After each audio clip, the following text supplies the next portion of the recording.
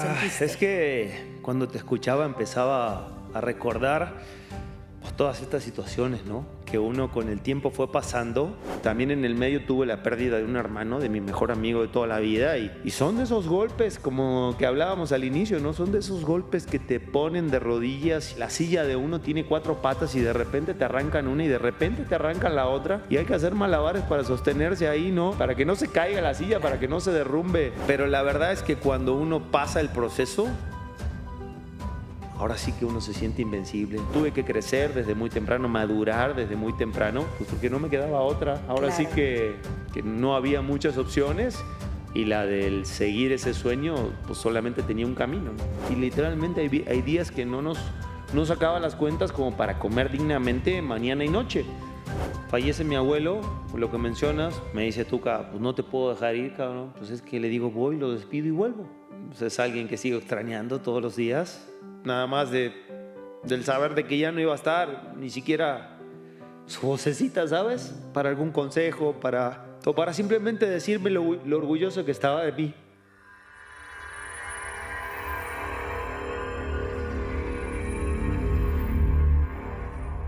Silencio, sacrificio y un coraje inquebrantable definen a Emanuel el Tito Villa, el goleador que durmió en unicel, que comía poco porque no había para más. Es la viva imagen de la resiliencia. Luchó muchas veces por no descender, sufrió y superó algunas lesiones en su cuerpo, para luego convertirse en ídolo y campeón de goleo en México.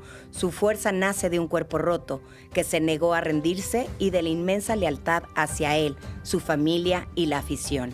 Hoy, su legado es la prueba de que la resiliencia es la verdadera medalla. Hola, hola. Tito.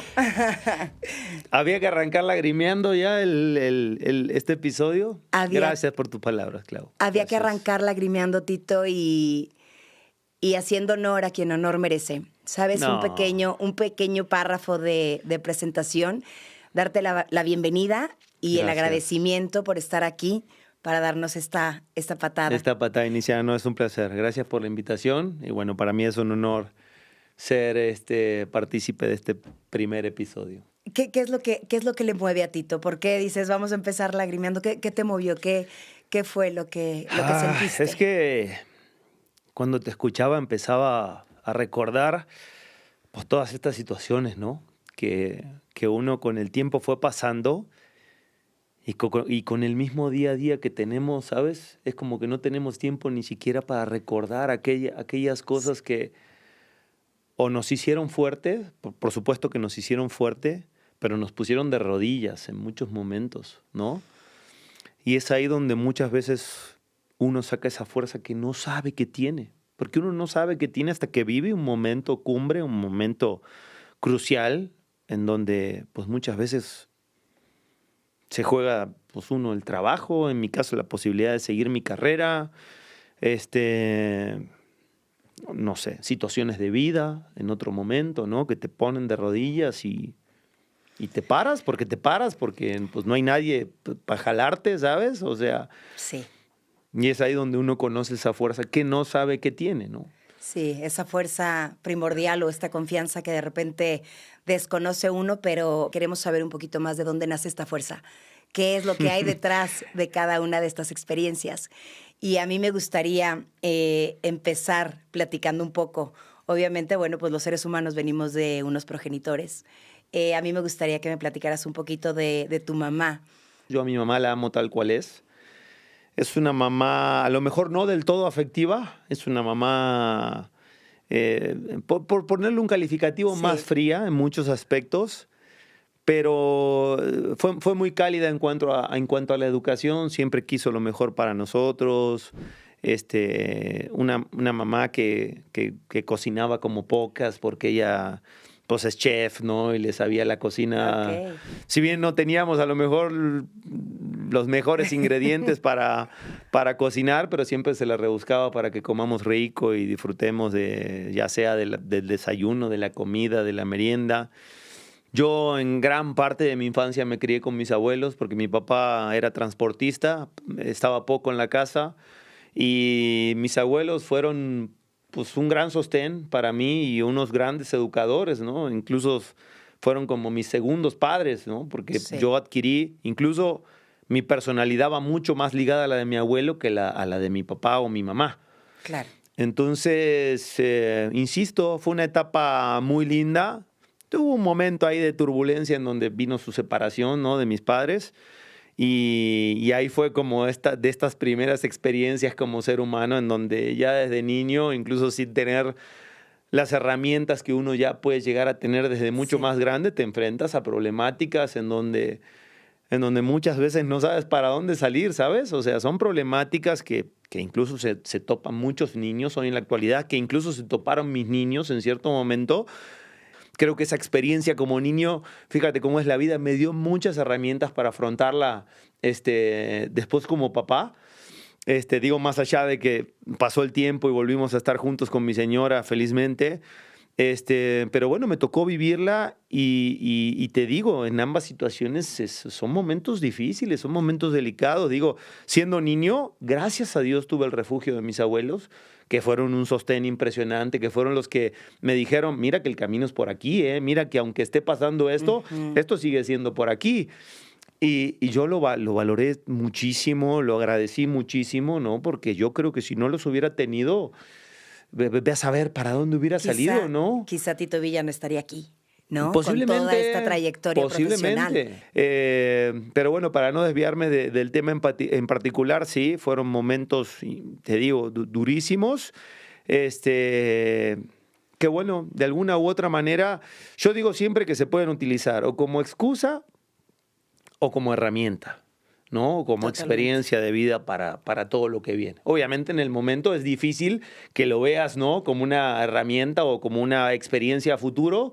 Al final te das cuenta que la vida es un rompecabezas y que se van poniendo las piezas claves y exactas para que todo pueda funcionar con lo que tienes que aprender en cada una de estas experiencias en la vida, ¿no? Sí, sí, por supuesto, ¿no? Y a ver, esa misma experiencia fue la que jamás quise llevar a mi familia, ¿no? Porque yo me crecí de alguna manera con una familia pues descompuesta en ese aspecto, un núcleo que dejó de ser como el ideal, ¿no? O el normal. Claro, pues sí. ¿No? Y de repente, pues yo siempre lo que atesoré cuando formé mi propia familia, mi propio núcleo, fue cuidarlo, fue protegerlo, fue... También en el medio tuve la pérdida de un hermano, de mi mejor amigo de toda la vida, y son de esos golpes, como que hablábamos al inicio, ¿no? Son de esos golpes que te ponen de rodillas y que, ¿no? Es como yo digo siempre, ¿no? La silla de uno tiene 4 patas y de repente te arrancan una y de repente te arrancan la otra. Sí. Y hay que hacer malabares para sostenerse ahí, ¿no? Para que no se caiga la silla, Claro. para que no se derrumbe. Ahora sí que ese pequeño muro que a uno siempre lo ha sostenido, ahora sí que uno se siente invencible. Al final también te das cuenta, ¿no? Que la vida te da regalos envueltos en envolturas extrañas, que a pesar de ser experiencias dolorosas, al final vienen para algo y al final te van dando esta fortaleza, ¿no? Te vuelves resiliente. Tú desde chico tuviste que ser resiliente desde el tema, bueno, el tema de tu familia. Al final hablamos un poco de tu mamá. Tu papá era transportista, era más fuerte, era más expresivo. Pues presumía al hijo, le gustaba presumir al hijo y echaba Y el gritos viejo- y demás. Y... El viejo es todo corazón, poca cabeza. Ok. No es un tipo muy, muy pensante el viejo. De corazón inmenso. De estos Sí. que si te falta un brazo y ya él te puede dar, el de él te lo da. A lo mejor hoy ya con los años de vida, con la experiencia, yo me crié mucho con mi abuelo, que era un poco la antítesis de mi papá. Claro. Tenía, Un poco más tenía la otra reservado. parte, que era, obviamente, era mi abuelo, ¿no? Él no estaba para criarme. Claro. Aunque me terminó criando un poco, estaba para malcriarme, era muy apapachador, pero era un tipo ejemplar, era un señor, no de 10, de 11 puntos el viejo. Ujú. Del cual, por cierto, traigo el apodo de Tito, ¿no? Porque Sí. es por él, ¿no? Él era Don Tito Villa, un tipo que también lo aprendí a amar a su manera. A lo mejor en cuanto a ideales, en cuanto a filosofías de vida, a lo mejor no machamos, pero yo lo quiero así como es él, ¿no? Y él me ama así como soy, me respeta. Él sabe que mucho de lo que traigo pues, es de su papá, con el cual también tenía muchos roces, ¿no? Sí. Pero bueno, creo que muchas veces pues este sueño, ¿no? De ser futbolista y sí, me alejé desde muy temprano, tuve que crecer desde muy temprano, madurar desde muy temprano, pues porque no me quedaba otra. Ahora sí Claro. que no había muchas opciones y la del seguir ese sueño, pues solamente tenía un camino, ¿no? Te toca irte, te toca jugártela, te toca dormir en un colchón de unicel, te toca juntar moneditas para poder comprar un pan y para poder comer un poco y para poder rendir. ¿Cómo es este inicio de... Bravo, Clau, fue muy bravo. Fue muy bravo porque yo me voy de Casilda, para poner en contexto a la gente, es una ciudad de 30.000, 40.000 habitantes al día de hoy, imagino. Familia, amigos, ya sabes, pueblo chico, infierno grande. Y de repente me voy a Buenos Aires, que es como, imagino que irte de cualquier ciudad pequeña de México a Ciudad de México, ¿no? En Sí, donde claro. pues ya todo se magnifica en cuanto a De distancias. San Juan del Río a Ciudad de México? Está, más o menos, pongámosle. Ajá. Y fue ahí donde fue muy difícil porque llegué a pruebas en Huracán. Le gustaba mucho a mi entrenador, me dijo, me encantaría que te quedes, pero no tengo lugar en la casa club, me dice. Entonces, pues yo feliz, nada más, pues hay que hablar con la gente que me trajo, ¿no? Porque pues yo no tengo dónde quedarme si ellos no me consiguen un lugar. Y bueno, el primer año, la primera experiencia fue en una de estas, nosotros le llamamos tipo casonas, que son como casas que tienen muchas habitaciones, ¿no? Y te rentan como si fuera una habitación. Pero mi habitación era literal que abrías la puerta y pegabas con la cama. O sea, era de esas que estaba la puerta, la cama, entraba justo en un así y tenía como una repisita en el fondo que era el closet y se acabó. O sea, el techo y las paredes y ya. Entonces, mi primer año fue en una casona como estas, en donde, gracias a Dios, por lo menos compartía con otros chicos que estaban en otro club, pero por lo menos compartíamos el hecho de estar lejos de la familia, ¿sabes? Estábamos en la misma situación. ¿Qué se vive ahí, Tito? ¿Qué se vive ahí cuando estás lejos de la familia? No, y hay que poner en contexto a la gente que es año 90 y tantos, ¿no? Además, o sea, sin teléfono. sin videollamadas. No, sin videollamada, no, ni teléfono, ni celular. La larga distancia, el hablar un minuto te costaba una fortuna. Hablar de Buenos Aires a Casilda era imposible, al contrario, esa lana comía con esa lana. Entonces no había comunicación, era como, ahora sí que sobrevivir. ¿Cómo sobrevivías? Y literalmente hay días que no sacaba las cuentas como para comer dignamente mañana y noche. Pues una panadería que nos quedaba como a 7, 8 calles de donde vivíamos, pues empezamos a pedir, oye, y la sobra del día, será mucha molestia. Mínimamente nosotros pensando en ahorrar ese pancito con el que empujábamos la pasta. Que llenaba también. Exacto, y de repente pues el señor dice, sí, claro, vénganse, aquí le puedo dar, allá le dicen facturas al pan dulce, le puedo dar la sobra del día y no sé qué. No, entonces imagínate lo que era para nosotros en la noche, ya, pues cenar un pan dulce. Claro. Un pan dulce, no, comprábamos, me acuerdo, una cajita de leche, pero haz de cuenta que la leche era mucho lujo también porque era cara la leche. Entonces era ya un té pintado con leche. La situación familiar es compleja, ¿no? La tristeza, lo que pasan los padres, lo que pasan ustedes, los deportistas, los que quieren lograr un sueño. Hay mucha gente que de repente no se anima a salirse de la casa porque es muy fuerte, ¿no? Es muy fuerte, Clau. Fíjate que hoy, en esta experiencia que llevo de entrenador de ya casi un año también, siempre le digo a los chicos, acá no llega el mejor, llega el más resiliente. Llega el que aguanta más. Y esto es igual, es de que tanto seas resiliente, ¿no? Y así todo quieras seguir apostando por tu sueño. Te van a pasar lesiones, te van a pasar de que hay técnicos que ni te pelan, de que no juegas, de que miles de situaciones que si no estás dispuesto a morderte la lengua y a seguir trabajando y a seguir estando lejos de la familia y al seguir no comiendo como debes, y con todo, digo, hoy los contextos han cambiado mucho, hoy estamos en otra actualidad muy diferente a la de aquella época, pero sí, pero ¿sabes qué? Hoy, lo agradezco, Clau. Porque si yo no hubiera vivido todo eso, no le hubiera dado tanto valor a todo lo que conseguí después. Claro. luego tú con toda la experiencia que has tenido y todo lo que tuviste que ir escalando para llegar hasta donde has llegado, tienes como todas las herramientas también para poderles transmitir, ¿no?, a tus chavos de una forma real y congruente todo lo que sucede, ¿no? Entonces, luego, bueno, empiezas tu carrera en Argentina, llegas a Rosario Central, fue tu punto de partida. Fue ahí, Claudio, donde me formé, ese proceso de fuerzas básicas que te comentaba, duro. A contraparte, en lo deportivo me iba muy bien. Ya sabes, porque muchas veces no la pasas bien en esa vida personal. Hasta que debuto, juego en primera división, desciendo, que ahí viene pues otro golpe duro deportivo, desciendo siendo un joven, jugando con muchos compañeros jóvenes también, básicamente viviendo un descenso que iba a ser inevitable, absorbiendo la presión, las mentadas de madre de la grada, muchas situaciones que vivíamos que no eran las ideal para un joven que se está formando como futbolista, pero volvemos a lo mismo, o te forjas, te adaptas, resistes y sigues, o no, ese tipo de situaciones estresantes que son ya en esos niveles, ¿no? Porque sí, ya no es solamente aquí pues el papá o el tío o tus compañeros que te mientan la madre. Aquí ya hay una afición, ¿no? Hay un club que está por detrás, ¿no? Que digo, uno como joven era el menos culpable de la situación, pero a fin de cuentas eres el que está poniendo la cara en la cancha fin de semana tras fin de semana. Entonces, esa fue otra de las situaciones que a mí en lo deportivo me empezó a forjar mucho.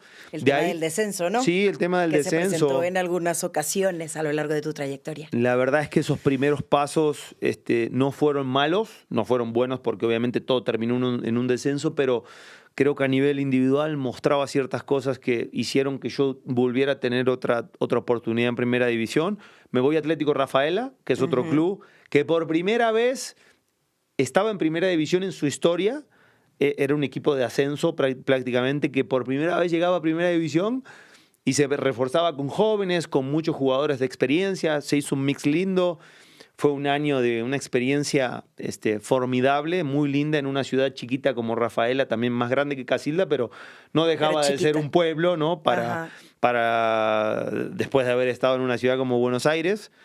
Con experiencias muy lindas como esta de estábamos tan cerca del hotel en la cancha que nos íbamos caminando con toda la gente al lado, ¿no? Para jugar el partido de primera división.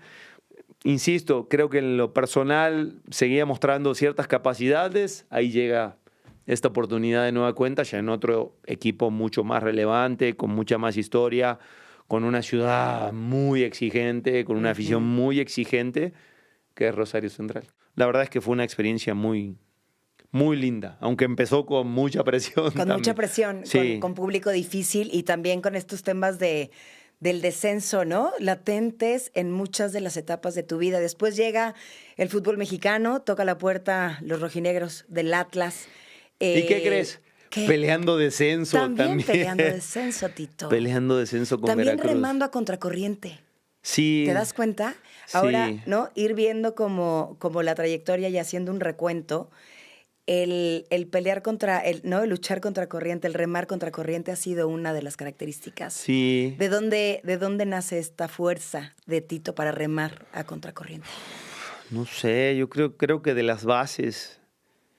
Y cuando digo las bases, o sea, el contexto de vida en el que uno creció, los problemas de casa, la ropa del abuelo, la figura del abuelo, el saber de que pues tampoco había muchos caminos, era el estudio o era porque pues nosotros no somos de una familia demasiado pudiente, nunca nos falta un plato de comida, pero no éramos de una familia, digamos, con muchas herramientas para el desarrollo, ni tampoco estando en una ciudad de grandes aspiraciones, había que salir de ahí para aspirar a hacer algo más, ¿no? Ya sea a nivel laboral o a nivel en lo deportivo mucho más, imagínate, ¿no?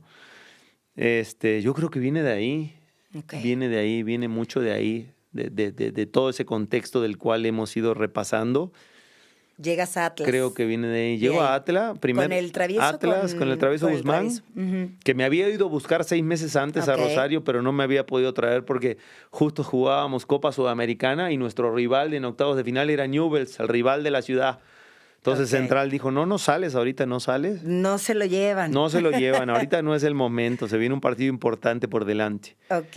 Y llego y el primer partido era contra Veracruz, que era el rival directo, que era el último de la tabla de cocientes. Y ganamos 2-0 con 2 goles. ¿De quién fue los goles? Sí, De sí. Tito Villa. Fue un gran estreno, fue como ese partido soñado, ¿no? Cuando pues, sales de tu país y, digo, era la primera vez que yo salía.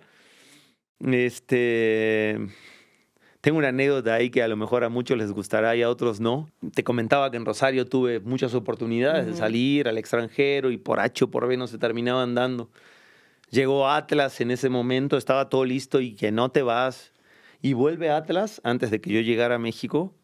Y vamos, mi señora en este momento trabajaba en una inmobiliaria, ¿no? Era recepcionista en una inmobiliaria, trabajaba con, pues tenía una compañera de trabajo y le dice, ¿por qué no vienes? Y yo tiro cartas y no sé qué, y vamos a ver qué dice las cartas, ¿no? Ajá. Tipo, Sí. no sé cómo le llaman a estas personas Sí, que como el tarot. Como el tarot, y estas tiran las cosas, ¿no? cartas, sí.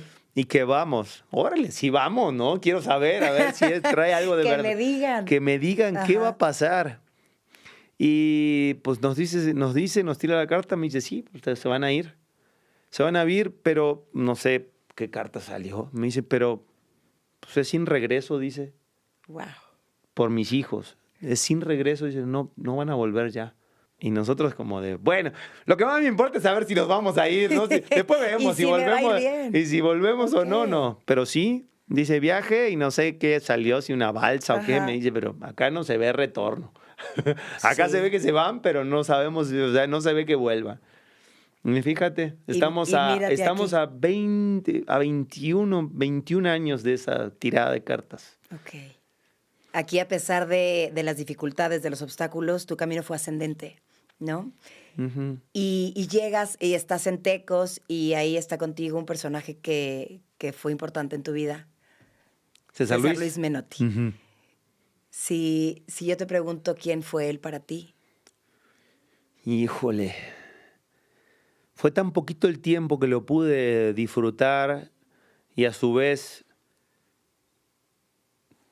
tanto el contacto que tuve con él porque él sí me agarró como de hijazo, de hijazo a hijazo, así de que terminaba el entrenamiento y me hablaba y decía, dile a tu esposa que no vas a ir a comer, que te necesito conmigo, y me llevaba.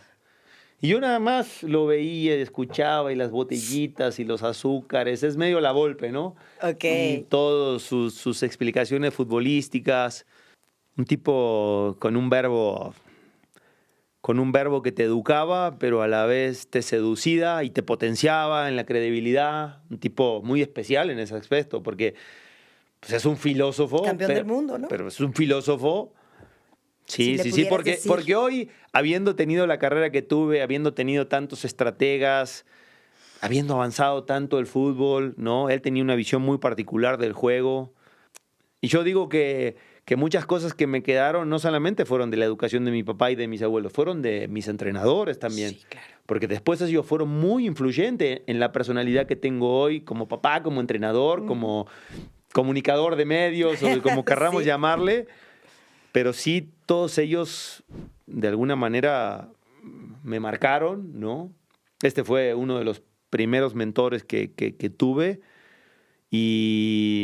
y fue, me parece que tanto lo que me potenció, en principio a nivel futbolístico, porque pues no sé si casualidad o no, termino de estar con él esos 2 o 3 meses y me termino yendo a la Premier League, ¿no? Que Nada más y nada para menos. mí, o sea, de tecos que me lleven a la Premier League, dices, bueno, Cruz Azul, América, no sé, en ese momento, de Que Monterrey. también estuviste cerca del América, ¿eh? Por eso, pero me refiero de un club así Claro, que... claro. De un club de como han México. salido de clubes importantes Sí. de México a Europa, pero dices, de Tecos a la Premier. Claro. Digo, son muy pocos los casos que se han dado de a lo mejor de equipos de menor envergadura para Europa, aunque ha habido casos, ¿no? Se me viene a la mente el de Guardado en su momento. ¿A qué fue? ¿Al Depor fue o fue a...? Bueno, no me acuerdo. Pues, Guardado, han creo que salido a sí, ¿no? España. Sí, fueron a España. Sí. Fueron a España. Lo de Coloto también, que terminó saliendo. Muchos chicos, pero esta era la Premier. Y Claro. sin menospreciar, todas las ligas son importantes en Europa más, y Pero España, la número Italia. 1. Pero la Premier tiene un tinte especial. Y aunque yo iba al equipo más chiquitito de toda la Premier... ¿También con temas de descenso? Estaba ahí en la tablita. Ahí tengo otra anécdota, ahorita te la cuento, pero claro, cuando se me presenta la oportunidad, ¿qué crees? Me voy de Casilda a Buenos Aires a tomarme un café, a comer con César Luis, a contarle. Sí. Y se sorprende y me dice, pues es que a mí no me sorprende. Me dice, tú tienes todas las condiciones para jugar en la Premier, me dice. Qué bueno que se dieron cuenta, me dice. Ahora, ¿qué problema para mí? Me dice. ¿Cómo te voy a reemplazar? Ese va a ser el gran problema. Y mi representante ya había hablado con Tecos y Tecos no me quería dejar ir. Me dice, ni te preocupes, me dice, yo me encargo de que te dejen salir. Pues se ve que habló él, volví a hablar yo como si fuera pues, un hijo expresándole al presidente que era una oportunidad que yo no podía dejar pasar, que haga todo lo posible de su parte para que yo pueda tener esa experiencia. Y me parece que lo entendió perfectamente. Y yo le decía, pues haz de cuenta que es tu hijo, que es Cheto, le decía yo, que es el Cheto el que tiene esta oportunidad. Pues ¿cómo actuarías tú como papá? No te lo estoy pidiendo como jugador, te lo estoy pidiendo como si fuera tu hijo, de que pues es el sueño de todo niño, ¿sabes? Cruzar el charco y jugar en cualquiera de estas ligas que estamos hablando. Y creo que tuvo un gran corazón, tuvo un gran entendimiento de su parte y sí, me abrió las puertas e incluso me acompañaron ellos porque tampoco habían llevado nunca ningún jugador a la Premier. Entonces, para ellos tener esa experiencia, ese roce, ¿no? Claro. De ahora sí, de que conectarse, ¿no? Con este tipo de equipos, fue realmente muy linda la experiencia. Antes de irnos a Inglaterra, si tuvieras a César Luis Menotti, ¿qué le dirías? Gracias. Y se lo he dicho 1000 veces, ¿eh? Incluso después de que dejé, pues siempre me mensajeaba con él y incluso cuando me tocaba pasar diferentes situaciones, ya sea en Inglaterra, siempre un mensajito y sus consejos de por medio. Es que te digo, él tenía siempre las palabras justas, ¿sabes? Cuando alguien tiene las palabras justas para el momento, sea bueno, sea malo, o te falte algo, no te falte. Afortunado simplemente de la vida por haberlo puesto en mi camino, claro. Como un papá putativo, ¿no? Una persona que aportó muchísimo a ti como persona y como futbolista. Muy poquito lo tuve. Pero hay personas que te dejan marcado. Sí. ¿No? Y él fue una de ellas. Que no necesitas tampoco mucho tiempo para que te marquen, ¿no? Claro. Desde el día 1, sí. La verdad, mis respetos. Llegas a Inglaterra, estás nuevamente en este tema del descenso, con la exigencia, con los entrenamientos, con el físico, con una anécdota que dices que nos ibas a contar. No, tengo 2 o 3 anécdotas de inicio que digo. Todo en inglés, además, también. Sí, bueno, obviamente así como tú, con el traductor al lado, ¿no? Claro, no me podía comunicar con el manager, no me podía comunicar, pero hablo con él y todo, y yo llego, pues prácticamente era un día de juego. Entonces de ahí me lleva pues una de las asistentes del club, me lleva a mi esposa y a mí para allá, y yo llego y de repente, literal, ya estamos llegando al parking del estadio y veo pues una fila de gente impresionante. Y yo entonces le digo al asistente, con el traductor también, que pues, le digo, mucha gente, para el estadio. Me dicen, no, toda esa gente te está esperando a ti para que le firmes. Y yo vi así, literal, en principio me sorprendió porque ¿quién te hace una fila así como de prácticamente bordeando toda la cancha, ¿no? Y puesto de a 1 y de a 2, dependiendo cómo iban, para que tú llegaras y por donde ibas a pasar, pues todos en línea, formaditos ahí. Como en México, más o menos. Con su librito de, ya sabes, del club. Claro. En donde yo era la portada, porque estaban anunciando que habían llegado a un acuerdo y que yo llegaba.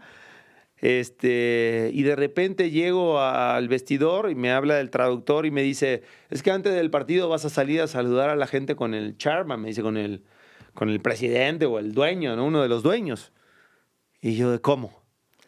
No, le digo, yo no quiero salir. No, me dices que ya está anunciado y vas a tener que salir. Y yo, te lo juro, si pudiera tener la afirmación de eso, porque yo decía, ¿cómo voy a salir a anunciar? Estos güeyes se creen que va a llegar Ronaldinho, aquí o alguien así, cuando se van a dar cuenta, cuando me ven en la cancha van a decir, no, me engañaron, me estafaron, decía ella. Pero en el sentido de que, en principio uno no tiene la costumbre. Claro. Ya sabes, en Europa Sí. tienen esa costumbre de anunciar los dos. Pero a mí me hicieron, salí con el Charman hasta el centro de la cancha y yo me acuerdo que llegué como de traje y me dieron un chamarrón porque hacía mucho frío. Y yo estaba penoso, literal, estaba penoso y agachaba la cabeza así y como que saludaba y la gente Hello. bien bonita, bien linda, me aplaudió y me cantaban Villa, Villa y no sé qué. Y yo, y te juro, daba la vuelta así al círculo de la cancha y internamente decía, no, qué papelón, que termine. Y yo, gracias, así. Digo, qué bueno que no hable inglés para no dar ninguna palabra, porque el presidente y no sé qué, yo, vámonos. Claro. Y salí medio agachado así, nada más, y saludaba. Y te juro, fue uno de los momentos de más vergüenza de mi vida. Insisto, muy agradecido con la gente, bonita la experiencia como tal, pero yo internamente lo vivía con mucha vergüenza. Insisto, porque decía, entre que uno no está acostumbrado, Sudamérica, Sí. México, y segundo que, pues yo, por lo menos uno siempre veía en la tele que cuando anunciaba que alguien salía o a dominar, menos mal, porque yo encima en patadura como lo fui siempre, a dominar. Y después, menos mal que aquí me hicieron saludar, por lo menos que eso sí lo pude hacer bien. Fue muy cómica la anécdota. A uno de los equipos de tus amores, Tito. La Máquina se convirtió en tu corazón. Sí. Eres celeste de corazón. Y desafortunadamente, bueno, pues no pudiste levantar un título con la Máquina, pero bueno, subcampeonatos, un par. Un par. Goles, muchos. Goles. Sí, una buena cantidad. Una buena decir, cantidad sí. de goles, ¿no? Anotabas un partido, uno no, uno sí, sí, uno no. O sea, en el promedio conteo final. fueron 132 juegos, 66 goles en 6 torneos. Si los promedias, te da 11 goles por torneo. Digo, la parte positiva, viví el sueño que tuve como delantero en ese primer torneo. Sí. Creo que solamente el título podía haber mejorado ese semestre porque fue de ensueño, todo me salía, me sentía... Es que venías fuerte, Me sentía ¿no, Tito? Superman. Sí. El nacimiento de mi hijo le dio un plus a toda esa emoción que traía yo por llegar a un equipo grande. El nacimiento de mi primer hijo me potenció, me sentía literal una bestia, o sea, estaba para competir con el que sea, chocar al que sea, estaba entero, terminaba los partidos ni siquiera estando cansado, todo fluía muy bien, fueron 17 goles en fase regular, ¿no? Promedio de 1 por partido. La liguilla me tocó marcar en semifinal, me tocó marcar en la final. Y digo, bueno, esas cosas que tiene el fútbol, que no quiso que en aquel momento llegara a la novena. Sí. Estuvimos, incluso el partido de ida en el TEC era baile contra Monterrey. Le estábamos poniendo un baile de esos que dices... De eso que dijimos, llegamos al entretiempo y muchachos, no le bajen, sigan así porque definimos hoy la final. Monterrey no sabía qué hacer y de repente, viste, cuando dices... Me cambiaron la película, si estábamos viendo una, ¿por qué me ponen otra ahorita? Sí, totalmente. Cambió todo en aquel segundo tiempo, nos trajimos un resultado adverso, un increíble 4-3. El partido en el Estadio Azul fue otro, muy, muy táctico, muy inteligentemente jugado por Víctor Manuel Vucetich, que estaban Rayados en aquel momento. Pero bueno, ese torneo en particular fue mi mejor torneo, sin duda. Tuve otros muy buenos, por supuesto, en Cruz Azul y posteriormente en Tigres, uno en gran parte, en Querétaro, me parece que tuve buenos torneos también. Pero ese en particular fue... Si hubiera caído ese título, hubiera sido el que todo futbolista sueña. Muchas veces centramos nuestra atención en el resultado. Sin embargo, el proceso creo que vale mucho y deja mucho, ¿no? Deja mucho al alma. Viene tu salida al Cruz Azul rápido para ser el elemento tan importante que eras dentro de la máquina, de alguna manera rápido, y te vas a Pumas. Pumas de manera... ¿no? Forzada. Forzada, forzada. Forzada, esa es la palabra. Un proceso corto, un director técnico distinto, por no ponerle otro adjetivo, pero tenía, ¿no? Temas de energía, temas extraños, ¿no? Que a mí me costaba trabajo leerlo. ¿Qué sucede la salida? Ver, la salida, increíblemente no llegamos a un acuerdo, ni siquiera en lo económico, era en un tema de tiempo. Yo creo que con base en mi rendimiento y en la edad que tenía, pues también, como todo, era un trabajador y estaba viendo por mis intereses también. Claro. O y sea, dando resultados. Pero lo más extraño era que pues no. Ellos no querían ceder en el tiempo y no es que yo estaba pidiendo un contrato de 10 años, estaba pidiendo un contrato de 3 años a los 29 años. Para llegar a los 32 me parece en una muy buena edad todavía para un futbolista. Y ellos de que no, y me ponían trabas. Y yo le preguntaba a mi representante, oye, ¿por qué tantas trabas habiendo hecho los torneos que hicimos? Claro. Y él me decía, pues es que no lo sé. Y pues yo creo que ellos nunca se percataron de que yo pues, era muy amigo de Chuy, que veníamos llegando, habíamos compartido situación en Tecos, equipo en Tecos, fuimos compañeros ahí esos 3 años en Cruz Azul, y le preguntaba, pues oye Chuy, ¿tú renovaste? Me dicen, pues sí. Le digo, ¿por cuánto renovaste? Me dice, acabo de renovar por 4 años y medio. Y yo digo, bueno, pues entiendo, pues sí es un portero, pero ellos me decían que por mi edad, pues ya no me podían renovar más de, o querían 1 con opción a 2, pero si eran 2, tampoco eran fijos, eran con opción a objetivos. Y yo decía, espérame, ¿de qué objetivo me hablas?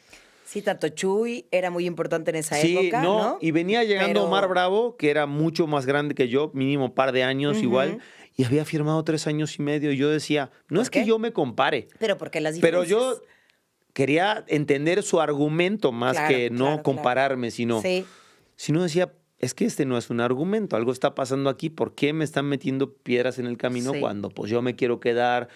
Yo ya estaba entre los primeros 6 goleadores históricos y digo, de firmar otros 3 años con la edad, con el equipo que seguramente vamos a seguir teniendo, yo tenía mucha fe de escalar mínimo hasta el top 3, quería estar ahí. Entonces ese era mi deseo en la renovación y todo, pero te juro que ellos hicieron todo lo posible para que uno se cansara en la negociación. Claro. Mi plan B siempre fue el norte. Yo me quería ir a Tigres específicamente en aquel momento, que me había tanteado anteriormente, pero pues yo la verdad que estaba feliz en Cruz Azul. Decía, pues qué bueno que me quieren, pero pues yo aquí estoy feliz, no me quiero ir. Y cuando se da esta posibilidad, pues me dicen de Cruz Azul, o sea, Tigres empieza a negociar con Cruz Azul y ni madres. O sea, era una negociación que no querían negociar, digamos. No viable. En donde había uno que quería negociar y otro que no, que era Cruz Azul. Y yo me acuerdo de vacaciones en Argentina, pues y me llama Beto Aspe, que en ese momento llegaba de director deportivo de Pumas, y me llama y me dice, oye Tito, me dice, acabo de cerrar tu contratación con Cruz Azul. Me dice, quiero saber si quieres venir. ¿Cómo? Le digo yo. Sí, acabo de cortar con el licenciado y acabo de cerrar tu negociación. Acabo de cerrar tu fichaje. Quiero saber si quieres venir. Y le digo, güey, pues primero no deberías de saber si quiero ir y segundo cerrar la negociación. No, pues es que yo sé que hay muchos intereses y primero me quise asegurar de tu negociación y luego contigo. Y luego preguntarte a ti. Y le dije, Beto, no, la verdad no quiero ir. Oye, pero pues, en principio, Beto, me identifiqué mucho con Cruz Azul y lo que menos quiero es irme a un rival directo, a alguien con cual hay... capital, ¿no? Sí, con cual hay, pues sí, cierta, no digo enemistad, pero sí esa es la palabra, ¿no? Hay mucha rivalidad, le digo, y yo me identifiqué mucho y quiero mucho... Es el clásico capitalino. Quiero mucho a la gente de Cruz Azul, le digo, no, la verdad es que no, te agradezco mucho, pero... Pues pasaron los días y me dice mi representante, me dice, Tito, no te quieren negociar con nadie más. Ya me hablé con la gente de Tigres, me acuerdo que en su momento también pues Pachuca empujaba de acá. Hugo Sánchez me quería llevar a Pachuca, que estaba en Pachuca, y me hablaba, oye, macho, ya tengo el equipo y te voy a hacer goleador y no sé qué. Y yo le digo, Hugo, no, yo te agradezco mucho, no, vente aquí. Y es como que todos hacían su parte. Claro. Yo en ese momento me parece... estaba considerado como un buen elemento en la liga, ¿no? De los de ataque. Me dice mi representante Tito, pues nos vamos a tener que ir, me dice. Nos vamos a tener que ir a otro país porque aquí no se puede, está el pacto de caballero de por medio, no te quieren negociar y si ellos no quieren negociarte, pues te vas a quedar sin jugar. Ok, pasas por Pumas, corto, distinto, raro. Llego con... No termina arreglando Memo. Sí. Termina siendo el entrenador, Jaibo, el Jaibo del Olmo empieza el torneo. Ok. Muy bien, con él, tipazazazazo. El equipo con ciertos altibajos también, era una nueva estructura, nuevos refuerzos, nueva identidad. Querían como literalmente dejar tanto ya la garra de lado y que el equipo tenga pues, más fútbol, que tenga herramientas diferentes para competir. Y en esa transición no hubo paciencia. Ganábamos uno, empatábamos, perdíamos. Estábamos así en lo que encontrábamos esa nueva identidad. No hubo paciencia con la directiva y como en la jornada 6, creo que incluso era el segundo partido que perdíamos en el torneo, se pierde en casa con Cruz Azul encima 1-0. Y se pierde contra Cruz Azul. Y lo terminan sacando. Nosotros como referentes fuimos a hablar con la directiva, no entendíamos el por qué, porque aparte creíamos mucho en la idea del Jaibo y aparte era un tipo a todo dar y no entendíamos el cese, la verdad. Sí. Era repentino, no es que ya el equipo había entrado en una crisis y ya futbolísticamente no había respuestas, que es por lo general cuando como se toma una decisión de esas, ¿no? Bueno, pues terminó saliendo el Jaibo, llegó Mario. Yo no lo conocía a Mario, la verdad, o sea, sí había escuchado de él, pero él desde toda mi etapa en México no lo había escuchado yo dirigir. Y pues nada más, tú sabes que el ambiente de fútbol es así, y se hablaban de estas situaciones extracancha que yo nada más escuchaba de oído y tú dices, no, pues no lo crees, ¿no? Sí. Hasta que lo viví. Hasta que me tocó vivirlo en carne propia. Sí. Porque somos profesionales de esto. O sea, toma decisiones porque no me ves bien, porque no te ofrezco lo que necesitas que te ofrezca como delantero para el equipo, por situaciones estéticamente deportivas y tangibles, ¿no? Y profesionales, ¿Tito? Exacto, tangibles. Sí. Dame argumentos. Un día sí tuve un pleito muy fuerte con él delante de los directivos, en donde me cita y me dice que yo no quiero hacer lo que él me decía, y yo le digo, ¿qué? ¿Qué no quiero hacer? A ver. Y él, al no tener argumentos sólidos para decirme no entrenas bien o esto o lo otro. Claro, llegas tarde. Se agarró de una jugada del fin de semana frente a Chivas, en una jugada muy forzada que yo llego a definir abajo del arco después de un rebote del portero.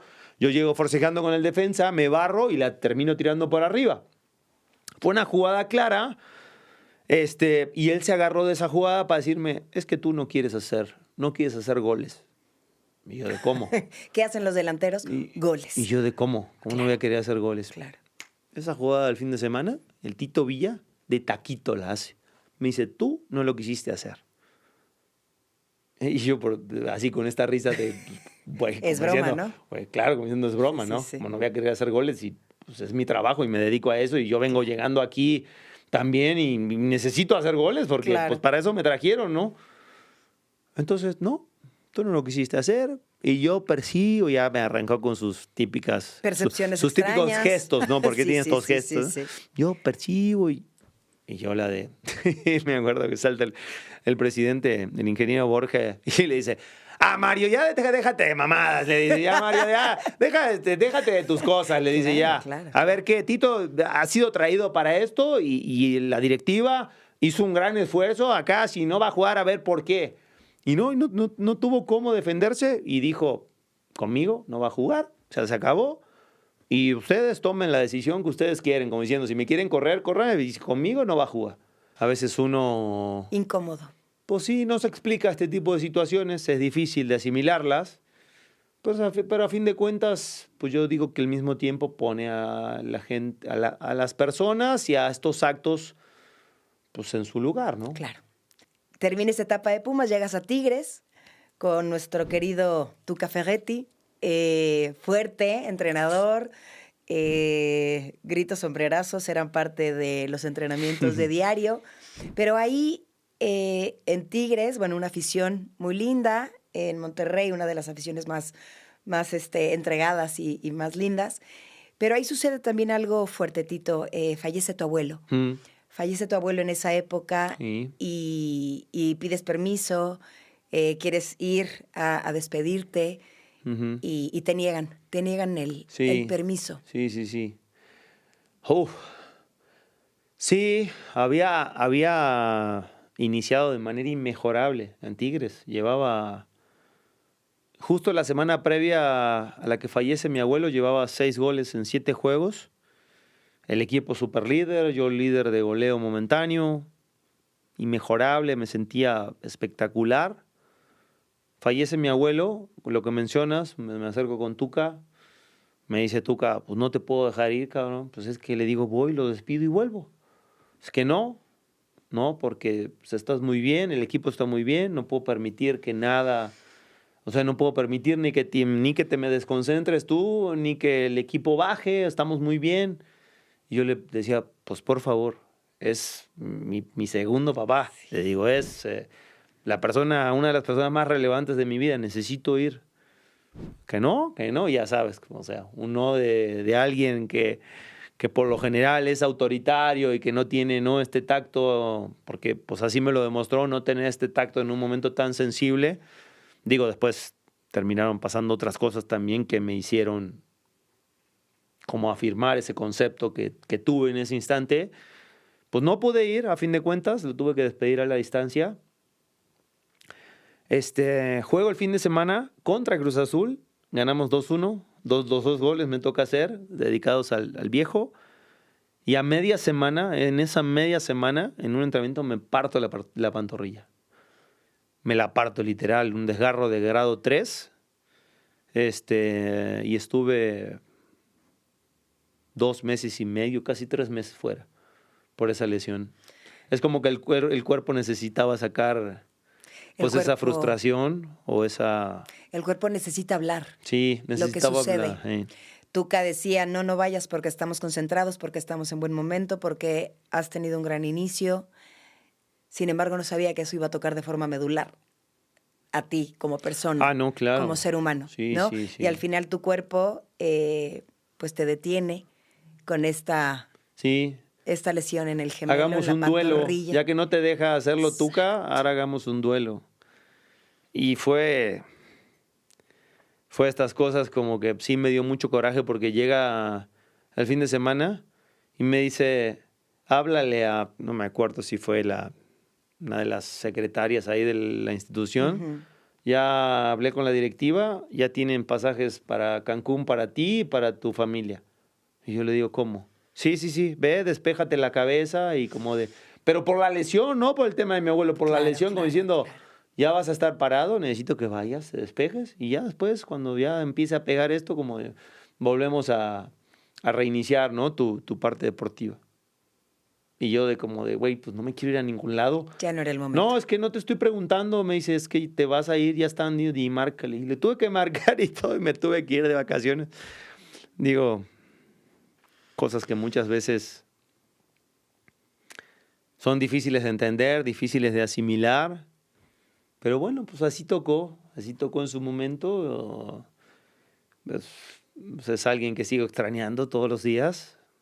Pero bueno, ¿qué va a ser? Para allá vamos todos, dice el dicho, ¿no? ¿Cómo fue esa despedida de tu abuelo a la distancia? Difícil porque me enteré por teléfono. Y me acuerdo que venía regresando a entrenar. Y simplemente me orillé. Y era difícil, como toda pérdida. Muy difícil de asimilar. Y nada, se me cruzaron muchas cosas en la cabeza. Teníamos planificado ir a fin de torneo porque no había conocido a Stefano, que había nacido meses previos a su partida.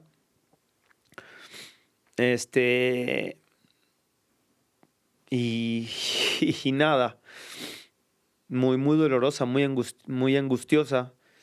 En ese momento, pues lo primero que se me viene a la cabeza, pues nada más del saber de que ya no iba a estar, ni siquiera su vocecita, ¿sabes? Para para algún consejo, o para simplemente decirme lo orgulloso que estaba de mí.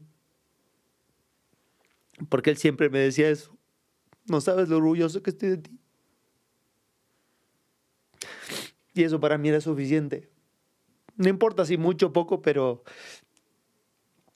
él se sentía orgulloso desde otro aspecto, desde el hombre que me habían convertido, desde todo lo que había trascendido a pesar de ese contexto. Y creo que él también, de alguna manera, pues veía reflejado pues todas esas enseñanzas, esa educación que me brindó desde chiquitito. Y el verme, pues también, ¿no?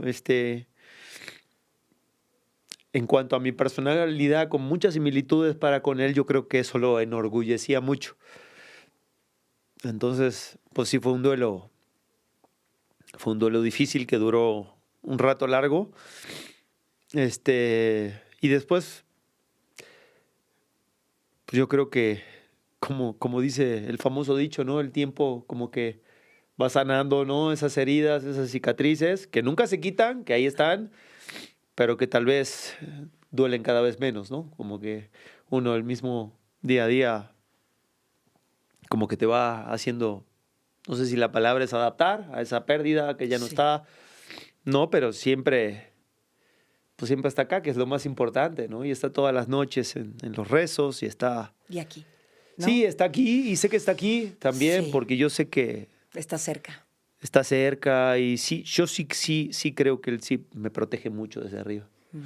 Creo que entre Dios y él y mi mejor amigo, Alejandro, que en paz descanses también, yo creo que son mis 3 angelitos de la guarda ahí que me tienen como en esta zona de mucho privilegio, de estar, de ser cuidado, ¿no? Por estos ángeles, literal.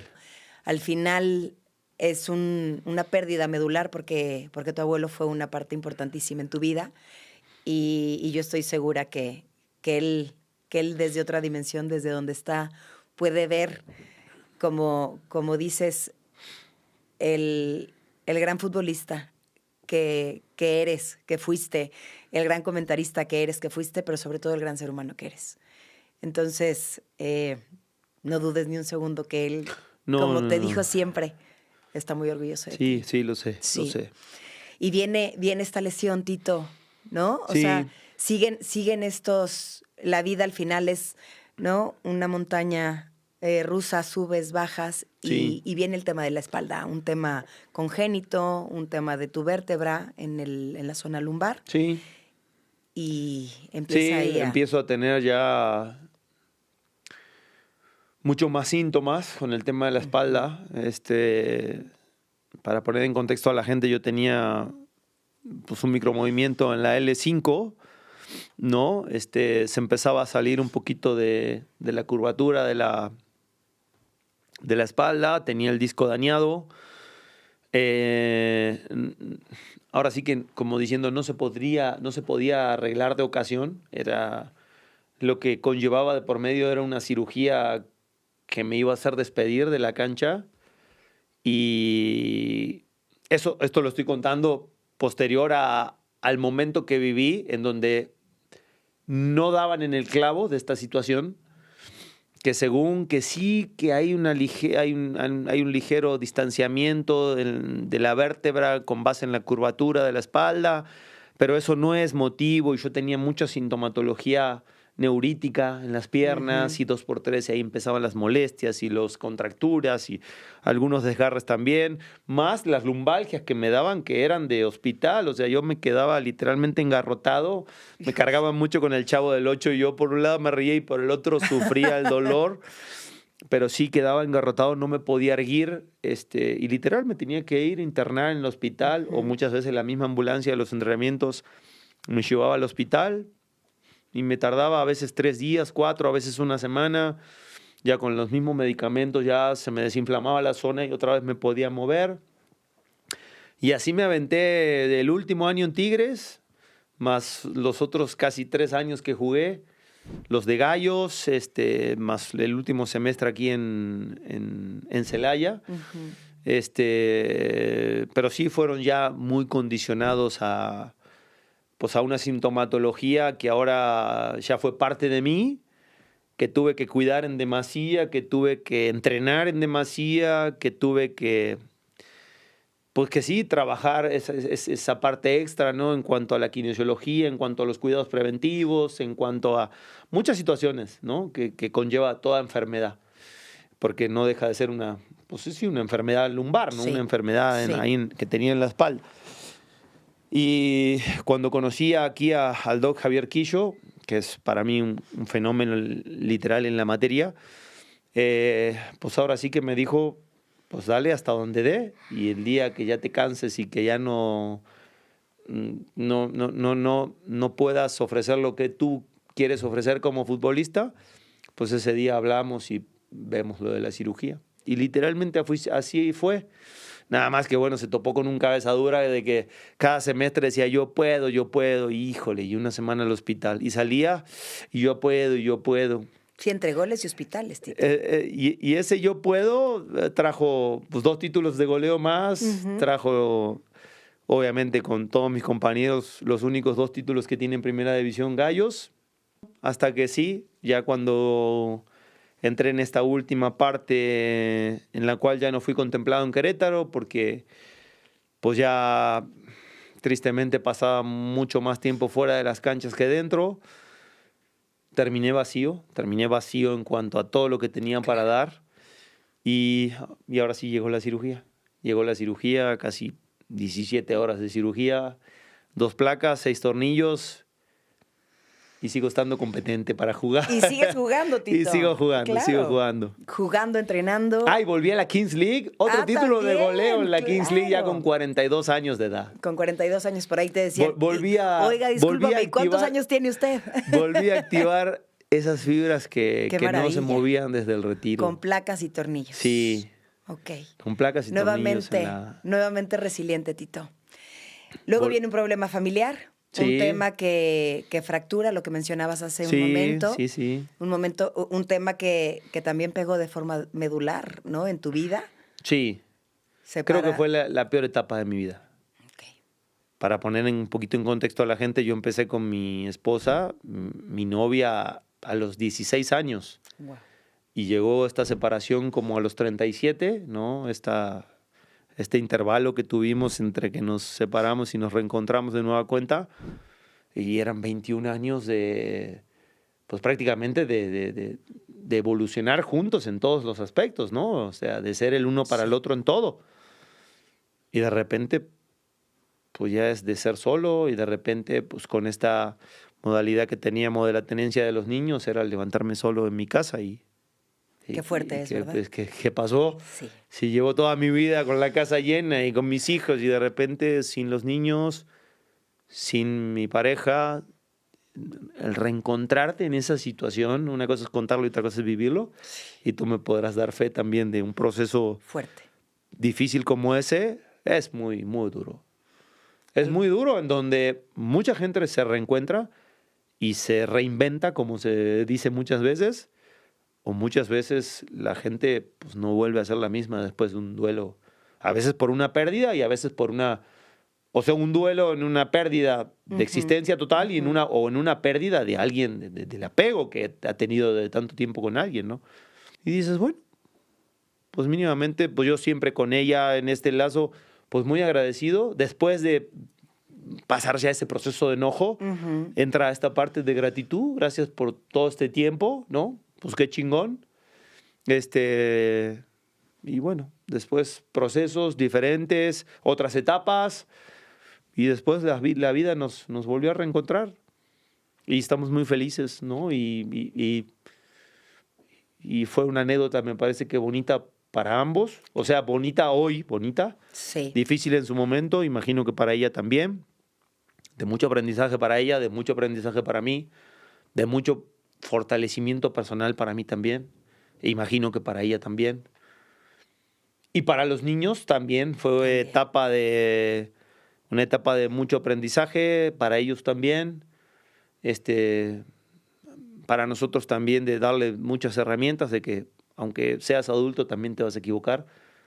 ¿sabes? O sea, Claro. y creo que tenemos como pues muchas herramientas para aterrizarles a ellos, ¿no? Muchas experiencias que compartirles, aunque ellos también se van a tener que dar la cabeza contra la pared, Sí. pero mínimamente de compartirles todas estas vivencias desde lo de la vida, de las relaciones, fútbol, por supuesto, para compartírselas y que ellos después agarren las que les sirvan, las que tengan que vivir, que las vivan y nosotros siempre vamos a estar ahí como papá, por supuesto. Claro. Hay otra historia, el director técnico, ¿no? Ya estudiaste, ya Sí, estás y te gustaría dirigir. sí, me ha picado el bichito, sí, me ha entrado esta pregunta del por qué yo no. Veo hoy que me toca ver a muchos chicos de mi generación que eran jugadores y hoy son técnicos y que me da gusto verlos hoy en otra faceta y yo me hago esta pregunta interna yo mismo y digo, ¿por qué yo no? ¿Por qué yo no me puedo dar esa chance? Obviamente Claro. no es que pues yo tenga que comprar mi equipo, dependo de que alguien crea, confíe en mí, de que alguien crea, obviamente no me Abocado. literalmente enfocado en ya armar un proyecto y en decir dejar aquí para irme acá, sino como que creo que esa transición se va empezando a dar como de manera natural. Lo sabe mi jefe también en TUDN y él me dice, pues cuando tenga que llegar, llegará. Yo estoy Llegará. feliz aquí contigo, y yo estoy también feliz trabajando aquí. Nada más que pues tengo esta otra parte aquí que también me llena mucho, que también disfruto. Creo que soy mucho mejor entrenador hoy, después de 6 años en TUDN o en Televisa, que a lo mejor del entrenador que hubiera sido si no hubiera tenido Claro. toda esa experiencia compartida en el día a día, en la semana a semana, en la cantidad de juegos que ya he analizado, en vivir mundiales de por medio, Copas América, Mundial de Clubes, o sea, el hecho de ver fútbol, de estar ya hasta la madre de fútbol. Comer, soñar, sí, vivir comer, todo a través de soñar, esto fútbol. de tener ya la capacidad de que es que está jugando Liga MX, Champions y no sé qué, y teléfono, computadora, televisor, 3 al mismo tiempo y no, y estás aquí, gol acá y allá y al rato, órale, a la mesa de debate y hablar de los 3 juegos y tener esa capacidad de poder dar un análisis medianamente bueno y objetivo de los 3 partidos que estás viendo en 3 enfoques diferentes. Yo creo que eso te lo da solamente pues esta profesión, ¿no? No creo que otra te la dé. Sí, y yo creo que los tiempos de Dios son perfectos y ojalá que pronto algún día, en el momento indicado, te veamos por ahí. Pues ahora sí que Diosito dirigiendo. Diosito dirá, pero sí es algo que me gusta, que lo disfruto, que me mueve fibras muy, muy padres. Y que bueno, si tiene que ser, será, y Será. si no, pues felizmente, hasta que los jefes quieran, seguiremos en esta profesión. Claro. Tito, vamos cerrando la penúltima pregunta. Ujú. ¿Qué legado quieres que tus hijos tengan de ti? El que sean buenas personas. El que sean muy buenas personas. ¿Sabes qué? Sí. Y lo percibo desde ahora. Desde niño ya los veo. Me vale madre si son futbolistas, tengan la carrera que tengan, que me encantaría que sean gente de bien. Mientras sea gente de bien, lo demás, yo ya habré cumplido como papá. Sí. Habiéndole dado esos valores como persona, que sean gentes de bien, de buenos valores, después que sean felices, ¿no? Por supuesto, con lo que ellos quieran ser felices, pero mientras sean gente de bien, yo estaré dado por hecho. Realizado. Realizado. Con tu mejor proyecto. Totalmente. Tito, híjole, después de este gran recorrido, después de esta gran trayectoria, después de estos altibajos, después de esta montaña rusa, yo quisiera enseñarte a alguien. ¿Qué le dirías? Este cabrón. Pues es que sí estoy. Vamos a mostrar a la gente también ahí, no sé si lo ve allá. Pues me veo reflejado en mis hijos, ¿no? Me veo reflejado en mi abuelo, me veo reflejado en mi papá. Me veo reflejado en aquella persona, en aquel niño que tenía sueños y que a base de todo lo que ya hemos platicado en este tiempo, pues logró hacer lo poco, mucho que logró, no sé, pero a mí me tiene súper satisfecho. Pero más allá de lo que logré como profesional, porque Sí, lo laboral, lo profesional que en algún momento se liga ya con lo laboral porque pasa a ser pues tu trabajo, ¿no? Ya deja de ser un sueño y deja de ser una diversión para convertirse en una responsabilidad, ¿no? En una responsabilidad que conlleva mucha presión, que conlleva muchas situaciones. Y el haberme de alguna manera sobrepuesto y el haber hecho pues una carrera, después para alguien será buena, para otro será mala, me vale. Para mí fue la mejor que pude hacer, porque eso sí lo tengo muy en claro. Llegué hasta donde llegué porque di todo lo que tenía. ¿Me explico? No es que en algún momento dejé de hacer algo y digo, ¿y si hubiera hecho esto, sabes? Porque todas las decisiones que tomé fueron conscientes, más allá de que algunas fueron forzadas, pero todas conscientes. Y siempre fui un tipo muy entregado. Creo que eso sí lo traigo mucho de mi abuelo, del que él siempre me decía, es que si tú das todo, vas a poder dormir tranquilo, ¿sabes? O sea, ya después el resultado ya es consecuencia de muchas cosas. Si se dio, si no se dio, si fuiste campeón, si no lo fuiste, hay muchos factores que entran en juego. Pero el hecho de que tú fuiste a entrenar y lo diste todo, y en la vida lo das todo, y como hijo lo das todo, y como hermano lo das todo, y como papá lo das todo, y como lo das todo, por supuesto, insisto en esta palabra de aciertos y errores, de que son inevitables, son parte de nuestras vidas, pues uno apoya la cabeza tranquilo. Y lo que me da más orgullo de este niño es que yo creo que desde esta etapa apoya la cabeza tranquilo, duerme bien. Sí. Creo que es lo único de lo cual estoy muy orgulloso, que ha apoyado la cabeza siempre en la almohada a sabiendas de que pues dio todo lo que tenía para dar. A veces bastó, a veces no, pero pues no quedó en él, ¿no? Un mejor resultado. Muchísimas gracias. Gracias, Tito. Clau. Gracias. Muchas gracias. Gracias, de verdad. A todos. Gracias por tu sensibilidad, gracias por tu tiempo, gracias por tu entrega y como dices, fuera del resultado, el proceso no ha sido fácil, las altas y las bajas han sido una constante en tu vida, los contrastes, pero al final Tito tiene una gran fortaleza y esa fuerza se te ve reflejada. Eso sí. Muchísimas gracias, Tito. Gracias, Clau. Muchísimas gracias a todos ustedes. Gracias por haber estado presentes con nosotros. Y bueno, pues muy agradecida en esta primera Espero edición. Ser un buen padrino, ¿eh? Sí, por supuesto que sí, un gran padrino. Lo di todo como padrino también aquí de donde nace la fuerza. en este primer episodio. Gracias, Tito. Muchísimas gracias. Un placer. Gracias.